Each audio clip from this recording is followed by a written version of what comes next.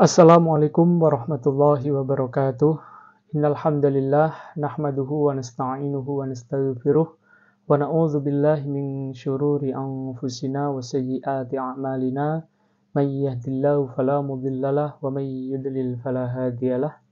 Asyhadu an la ilaha illallah wahdahu la syarikalah wa asyhadu anna sayyidina Muhammadin wa ala alihi wa ashabihi ajma'in amma ba'du. Ittaqullaha haqqa tuqatih wa la tamutunna illa wa antum muslimun. Teman-teman yang insya Allah dirahmati Allah Subhanahu wa Ta'ala dan insya Allah berbahagia pada kesempatan kali ini. Teman-teman yang setia mengikuti channel Inspirasi Islam, semoga betul-betul memberikan inspirasi terhadap keislaman kita agar menjadi lebih baik, agar kita semakin beriman dan bertakwa kepada Allah Subhanahu wa Ta'ala.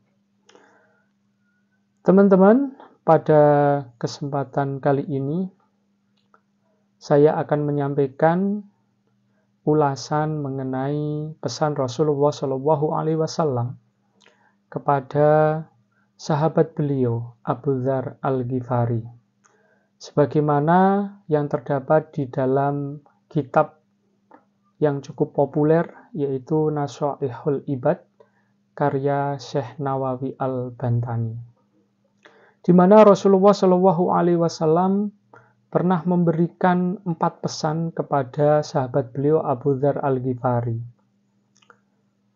Ya Abu Dzar, jaddidis safinata fa innal bahra amikun wa khudhiz zata kamilan fa innas safara ba'idun wa khaffifil himla fa innal aqabatu ka'udun wa akhlisil amala fa inna naqada basirun. Yang artinya, wahai Abu Dzar, perbaharuilah kapalmu karena laut itu dalam. Ambillah bekal yang cukup karena perjalanannya jauh. Ringankan beban bawaan karena lereng bukit sulit dilalui. Dan ikhlaslah beramal karena Allah Subhanahu wa Ta'ala Maha Teliti. Teman-teman yang berbahagia, pesan Rasulullah SAW dalam hadis ini disampaikan dalam makna tersirat. Pengertian tersembunyi dalam kata-kata kiasan yang ada di dalamnya. Nasihat sejatinya tidak hanya kepada sahabat beliau Abu Dzar Al-Ghifari saja, tetapi secara umum kepada umat beliau, kepada kita semuanya, sampai akhir zaman kelak. Menurut penulisnya sendiri, yaitu Syekh Nawawi Al-Bantani, dalam kitab Nashaihul Ibad, bahwa yang pertama terkait dengan perintah untuk memperbaharui perahu, berarti maksudnya adalah menata niat. Niat merupakan hal pokok dalam setiap perbuatan. Sebelum seseorang hendak berlayar, ia tentu harus memastikan bahwa kapal tersebut dalam kondisi yang aman dan baik, memeriksa mesinnya, dan termasuk mempertimbangkan cuaca dan lain sebagainya. Ini maksudnya adalah berkaitan dengan niat dan amal, artinya seseorang yang ingin melakukan sesuatu hendaknya menertibkan rencana dan tujuan yang bagus. Selain memantapkan langkah, niat juga membantu seseorang untuk fokus pada arah yang digariskan, yaitu untuk mencari ridho Allah Subhanahu wa Ta'ala. Tentang niat sebagai pekerjaan yang wajib dalam amal dapat kita simak dengan penjelasan hadis riwayat Imam Bukhari dan riwayat Imam Muslim, bahwa Rasulullah SAW pernah bersabda, sesungguhnya sahnya setiap amal perbuatan adalah dengan niat. Setiap orang hanya memperoleh dari apa yang ia niatkan. Barang siapa yang hijrahnya karena Allah dan Rasul-Nya, maka hijrahnya kepada Allah dan Rasul-Nya.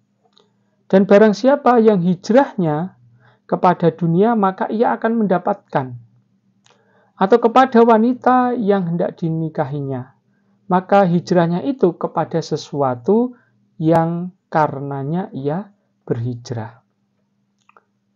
Niat adalah pekerjaan hati.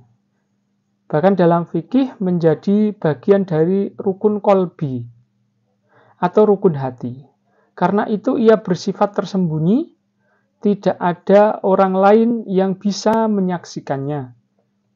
Kecuali hanya Allah Subhanahu wa Ta'ala dan dirinya saja. Oleh karena itu, seseorang bisa saja berucap untuk tujuan A. Tapi siapa yang tahu hati seseorang berkehendak untuk tujuan yang lain? Itulah sebabnya ibadah sebagus apapun, apabila tidak disertai dengan niat yang baik, maka akan menjadi sia-sia belaka. Tetapi perbuatan yang sekilas kelihatan remeh, tetapi di sana ada niat yang tertata dengan baik, maka akan menjadi memiliki nilai.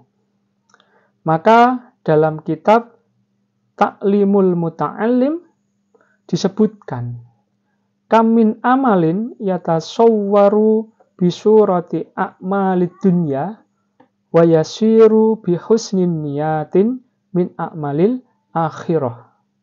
Kam min a'malin yatasawwaru bisuratil a'malil akhirah thumma yasiru min a'malid dunya bisu'in niyati. Artinya, banyak perbuatan yang tampak sebagai perbuatan duniawi, lantas berubah menjadi perbuatan ukhrawi, lantaran niat yang bagus. Banyak pula perbuatan yang terlihat sebagai perbuatan ukhrawi, lantas kemudian bergeser menjadi perbuatan duniawi karena niat yang buruk. Dan itu nasihat yang pertama terkait dengan nasihat Rasulullah SAW kepada Abu Dzar Al-Ghifari untuk senantiasa memperbaharui kapal karena laut itu dalam. Yang di sini oleh Syekh An-Nawawi Al-Bantani, Syekh An-Nawawi Al-Bantani, beliau sebutkan terkait dengan niat dan juga amal. Kemudian yang kedua adalah Rasulullah SAW mengingatkan kepada sahabat beliau Abu Dzar Al-Ghifari dan kemudian kita semua tentang usaha untuk menempuh perbekalan sesempurna mungkin karena perjalanan yang panjang. Dan menurut Syekh Nawawi, yang dimaksud di sini tentu adalah perjalanan akhirat yang penuh dengan jerih payah, melebihi perjalanan dunia yang fana ini. Karena perjalanan tersebut adalah perjalanan akhirat, maka bekalnya pun bukan kekayaan duniawi. Kita pergi ke akhirat hanya membawa bekal amal kebaikan saja. Selebihnya apa yang kita miliki di duniawi, entah popularitas, entah mobil, entah rumah, istri, suami, anak-anak, maka akan ditinggalkan begitu saja. Di akhirat telah berlangsung hari pembalasan atas segenap perilaku kita selama di dunia. Bagi yang tidak cukup bekal mereka pun, maka mereka juga akan menyesal. Seperti yang diungkapkan oleh Allah Subhanahu wa Ta'ala dalam surah Al-Fajr ayat 24 yang merekam penyesalan sebagian orang dengan firman-Nya, ya laitani qaddamtu lihayati. Duhai alangkah baiknya kiranya aku dulu mengerjakan amal soleh untuk hidupku ini. Teman-teman yang berbahagia, cakupan amal soleh sangat luas. tak hanya meliputi ibadah ritual semacam sholat, wirid, ataupun puasa. Amal soleh juga bisa perbuatan-perbuatan yang kita lakukan di dunia ini seperti membantu orang yang sedang kesusahan, membebaskan hewan dari sangkarnya, menuju ke alamnya, membangun perpustakaan di masjid, dan banyak yang lainnya. Ya, termasuk misalnya kita tidak membuang sampah di sembarang tempat. Kalau kemudian di sana ada niat karena Allah Subhanahu wa taala, maka itu adalah amal soleh.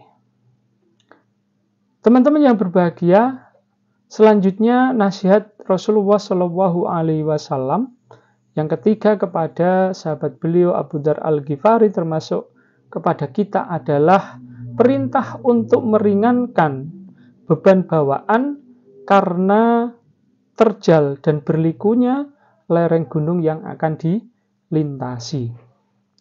Perjalanan yang jauh dengan tingkat kesulitan yang tinggi menuntut seseorang untuk mempertimbangkan barang-barang bawaannya saat bepergian. Ini merupakan kiasan dari anjuran untuk tak terlalu